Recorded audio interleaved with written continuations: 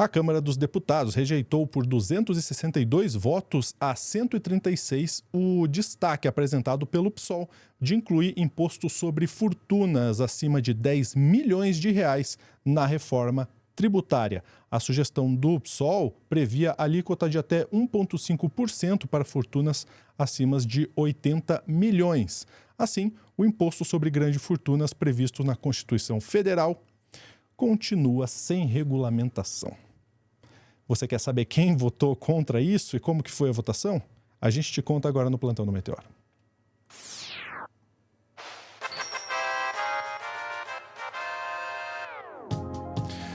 Olha, acho que nenhum tema nessa semana me indignou mais do que esse. Eu vou chamar o Bruno na tela, ó, o Bruno Silvestre tá aqui, o arroba do Bruno tá aqui, ó, arroba Cidadão Silvestre. E o meu arroba lu.junior. Dá uma chuva de follow na gente lá. E Bruno, acho que o que a gente pode inclusive falar para quem tá nos assistindo, pega esse corte, joga lá para aquele teu amigo que é pobre de direita, para ele entender muito bem em qual espectro político que ele tá apoiando. Vamos lá, Bruno. Vamos nessa. Realmente é um tema que me interessa muito, porque desde que eu fiz a matéria, lá em 2002, mais ou menos, 2001, de direito tributário na faculdade, que eu entendo que o que acontece? Os tributos, né, eles servem para ajudar o Estado a melhorar saúde, educação, transporte e pagar as contas do governo. Então você precisa de ter o imposto instituído. Em tese, quem tem mais deveria pagar mais imposto e quem tem menos paga menos imposto. Ou seja, os milionários e bilionários deveriam pagar mais do que a gente. O problema é que se você vai numa loja comprar um celular, o imposto para você e para o milionário é o mesmo, porque vocês compram o mesmo celular, o imposto já está pré-fixado ali. E o que acontece na Constituição? Artigo 153, inciso 7. Está dizendo lá que compete à União instituir imposto sobre grandes fortunas, conforme lei complementar.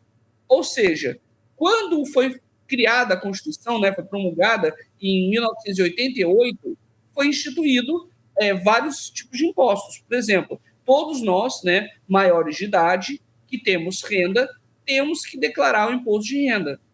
E a gente tem um tributo que a gente paga, ou a gente recebe uma restituição, conforme as regras da Receita Federal. Mas por que a gente paga imposto? Porque tem uma lei que determina que a gente paga esse imposto. Ah, Bruno, mas e se não tivesse a lei? Aí a gente não pagaria imposto até que tivesse uma lei que regulamentasse o imposto. É assim que funciona.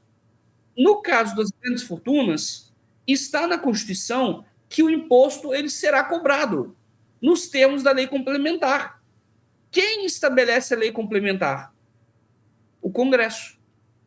A Câmara ou o Senado começa em uma Câmara e vai na outra, né? O Brasil é bicameral, ou seja, você tem a Câmara dos Deputados, que tem uma votação, né, digamos assim, quantitativa, ou seja, quanto mais população o teu estado tem, mais deputados o teu estado tem, e o Senado. O Senado, o que é? Todos os estados têm 3 senadores. Com isso, é uma Câmara que tenta dar uma certa equidade em relação aos estados e como cada um defende seus interesses.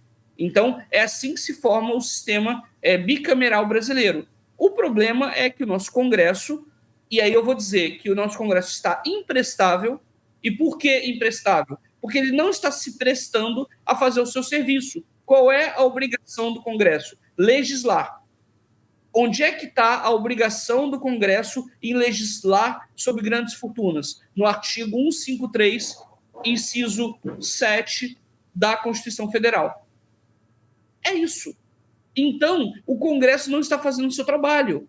Os deputados não estão se prestando a fazer essa cobrança. Imagine que a gente tivesse essa cobrança instituída já há alguns anos. São mais de 35 anos de Constituição e a gente ainda não tem esse imposto. Imagina quantos hospitais, quantas coisas a gente poderia fazer com esse imposto sendo recolhido. Não fala tanto de rombo da Previdência e aí obriga o trabalhador a trabalhar até mais tarde. Não poderia pegar parte desse dinheiro e colocar lá para cobrir o que eles chamam de rombo? Então, ou seja, é muito problema sendo colocado e a gente tem que entender essa dinâmica. A obrigação do legislador é legislar. Eles são obrigados a instituir o imposto sobre grandes fortunas, mas eles estão se recusando.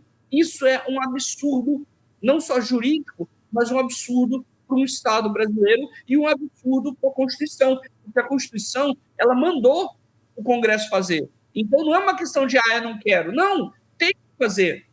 Só que não fizeram até agora. E aí eu pediria para o Lúcio dar uma lida na matéria, porque agora a gente vai falar também, vamos apontar o dedo para como é que as coisas aconteceram. Vamos lá, Lúcio. Excelente. Ó, reportagem da Paloma Rodrigues e Luiz Felipe Barbieri, lá da TV Globo e G1. Câmara rejeita incluir propostas sobre fortunas acima de 10 milhões. Não é você com seu HB20, não é você com seu carro... Até com carros mais chiques, não é você. É fortunas acima de 10 milhões na reforma tributária. Até é bom que eles colocaram aqui uma imagem de barras de ouro, né? Você já viu uma barra de ouro na sua vida? Pois é. Se você não viu, é porque você não é desse grupo. Mas vamos lá. O PSB e as federações PT, PCdoB, PV e PSOL, Rede, orientaram um voto favorável ao imposto. Mas o governo liberou a bancada porque tem partidos que têm opiniões diferentes. Lembrando, né, que dentro ali da governabilidade do Lula, até mesmo União Brasil faz parte da base do governo. O segundo projeto, que regulamenta a reforma tributária, fixa regras para a composição do comitê gestor dos novos impostos, além de normas para a taxação de herança em situações específicas. A inclusão do imposto na proposta foi discutida por meio de um destaque, sugestão de alteração no texto da reforma. O imposto sobre grandes fortunas foi uma sugestão do PSOL, que apresentou uma emenda ao texto. Pela sugestão, seria considerada grande fortuna um conjunto de bens superior a 10 milhões de reais. Tá? Então, quem acha aí que ia ser, meu Deus, meus bens, só se você tiver bens superiores a 10 milhões de reais. A alíquota seria, então, dessa forma: 0,5% de imposto, que ainda é bem pouco, né? Mas 0,5% para fortunas entre 10 milhões e 40 milhões. 1% alíquota nos bens entre 40 milhões e 80 milhões. E 1,5% acima nas fortunas acima de 80 milhões. Então não são números baixos, são números bem agressivos, né? de bens. Agora, a alíquota é bem baixa, mas já faz uma diferença enorme aí na economia brasileira. Como a sugestão não foi acatada pelo grupo de trabalho que analisou a proposta, o PSOL pediu a votação em separado desse trecho. A sugestão do partido era de que o imposto incidisse sobre a propriedade, a posse ou o domínio útil de bens, bem como sobre a titularidade de direitos que constituam grande fortuna em 1º de janeiro de cada ano. Pessoas residentes no Brasil ou no exterior, mas com bens no Brasil, estariam sujeitas ao imposto. A proposta ainda excluía da base de cálculo para a tributação o valor de um único imóvel de até 2 milhões, saldo devedor do financiamento de bens e o saldo devedor de dívidas para aquisição de participação societárias. Eu considero, Bruno, eu considero aqui, inclusive, bem branda, né? Exato, não é uma cobrança de imposto pesada, é uma coisa leve. E se você é milionário, mas é um milionário mais para a parte de baixo, eu só tenho 10 milhões ou 12 milhões, e aí você conta um dos imóveis de 2 milhões como não computando nisso, tá de boa. O problema, e é isso que eu digo, essa é a minha crítica, é a seguinte: eles poderiam dizer, não acho que cabe nessa reforma. Tá, então aproveita e vota em um outro projeto. Porque, pra vocês terem uma ideia, Fernando Henrique Cardoso, né, o presidente, quando ele era, se eu não me engano, quando ele estava na época lá do Plano Real, ele tinha apresentado, inclusive, uma proposta sobre isso. Posteriormente, o pessoal, inclusive, se eu não me engano, eu fui um dos que pressionou lá na época de 2003, 2004, para o pessoal apresentar um projeto. E o Chico Alencar apresentou. Então, assim, eu, inclusive, fui um dos que provocou isso. E o grande problema é que não fizeram, não movimentaram. E por que não movimentaram? Porque qual é o interesse dessas pessoas? É justamente de proteger os grandes empresários. Porque entra governo e sai governo, entra parlamentar e sai parlamentar, a empresa continua lá, os milionários continuam lá. Então, não importa se você foi eleito ou não, quem tem dinheiro vai estar lá. Então, essa galera que votou contra e sem apresentar proposta de alguma outra lei, é um pessoal que quer enterrar uma ordem do Constituinte. Isso é um absurdo. Porque se nós todos aqui pagamos impostos, quem tem grandes fortunas tem que pagar também. Sabe? É porque também não dá para o Brasil inteiro fazer isso, mas imagina se o Brasil inteiro pega o valor do imposto de renda e consigna na justiça dizendo: eu só quero que isso aqui seja liberado quando a grande fortuna for cobrada também. Porque não é justo eu pagar meu imposto e o milionário não pagar o imposto de grandes fortunas dele. Então, assim, é muito complicado como o nosso sistema jurídico funciona, né? Mas o nosso Congresso, pior ainda. Hoje é um dia que eu estou batendo de frente com as propostas e as ideias do Congresso Nacional, porque o Congresso Nacional está se mostrando, mais uma vez, imprestável, no sentido de que ele não está se prestando a atuar em favor do povo. E isso é uma covardia. A gente precisa de hospitais, a gente precisa de mais investimento, a gente precisa de um desenvolvimento da sociedade. E quem está ganhando milhões em cima do povo brasileiro tem que pagar esse imposto. Essa é a base, sabe? E aí a gente entra naquela questão: mas tem que criar isso por quê? Porque é uma ordem do Constituinte, está na Constituição, tem que ser cumprido. Então, não tem negociação nesse sentido. Eu lembro, inclusive, que o Flávio Dino, né, o ministro do STF hoje, quando ele era governador, ele entrou com uma ação chamada mandado de injunção. E eu vou explicar para vocês um pouquinho rápido aqui o que é um mandado de injunção. O mandado de injunção é uma ação específica no Supremo que faz lei entre as partes, quando o Congresso não cria uma lei. Sabe um caso em que eu atuei de mandado de injunção? Foi no caso do aviso prévio proporcional ao tempo de serviço. Não existia lei sobre isso. Eu entrei com a ação, defendi o caso no Supremo em 2011, e aí no mesmo ano o Congresso criou a lei do aviso prévio. Mas vocês vejam, até hoje o imposto sobre grandes fortunas não foi feito. Eu, inclusive, convido outros juristas, outros pensadores do direito, para a gente pensar em como é que a gente pode cobrar isso com ações judiciais, com cobranças ao Congresso, porque, para mim, um legislador que não legisla está prevaricando. Ele deveria cumprir a regra constitucional. Então, não é só um interesse político ali, é um interesse de que alguém está ganhando com isso. E esse é o problema que eu vejo nesse caso. A galera toda que diz, né, que é de direita, mas não entende como é que funciona, acaba se prejudicando. Por quê? Porque o povo precisa de ter acesso às oportunidades.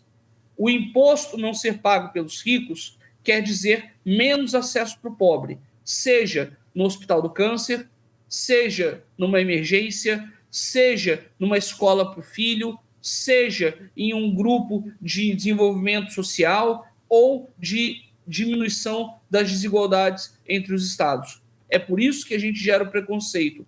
Quanto mais você tem nichos beneficiados e nichos prejudicados, mais você tem a segregação. O imposto sobre grandes fortunas tem uma função social fundamental. E a nossa luta para que esse imposto continue, que ele seja instituído, ela vai continuar. Nesse caso aí da reforma tributária, ele já não passou.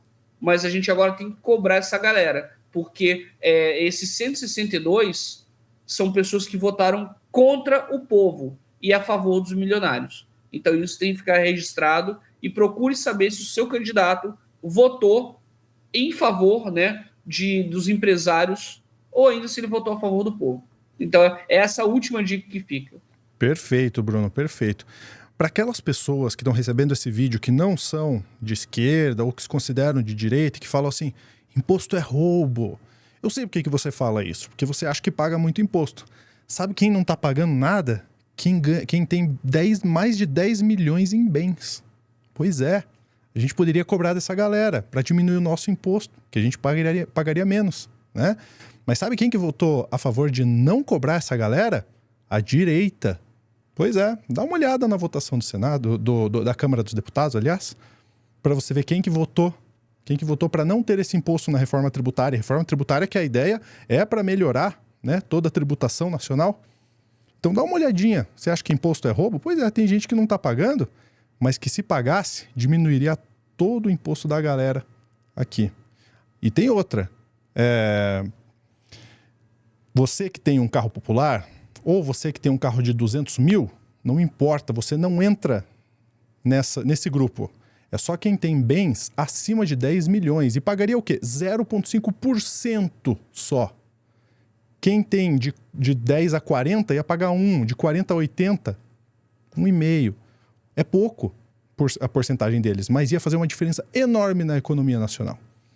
Então pensa bem se faz sentido, porque essa galera que não deixou essa votação passar, tem vários interesses por trás. Tem muita gente que colocou muita grana para deputado se eleger para isso mesmo. Dá uma olhada na doação, nos CPFs que doaram para os deputados que votaram contra. Né? Tem muita gente da grana. É esse tipo de interesse que eles defendem. Você acha que você votando ali naquele deputado de direita, ele vai defender o seu interesse? Meu amigo, acho melhor se repensar um pouco. Obrigado, Bruno, pela participação. Tamo nessa. Até a próxima. Antes de ir embora, deixa eu falar para vocês da TV Cringe, o novo canal do Meteoro, youtube.com/tvcringe Brasil. E aqui um vídeo novinho para sair, hein? Um vídeo novinho para sair. A democracia dos Estados Unidos é uma porcaria. Eles não sabem fazer eleição e a gente prova para você aqui na TV Cringe. Então entra lá na TV Cringe a partir das 9 horas da noite do dia 1º de novembro. Tá liberado esse vídeo para você assistir, tá bom? Um grande abraço. Até a próxima.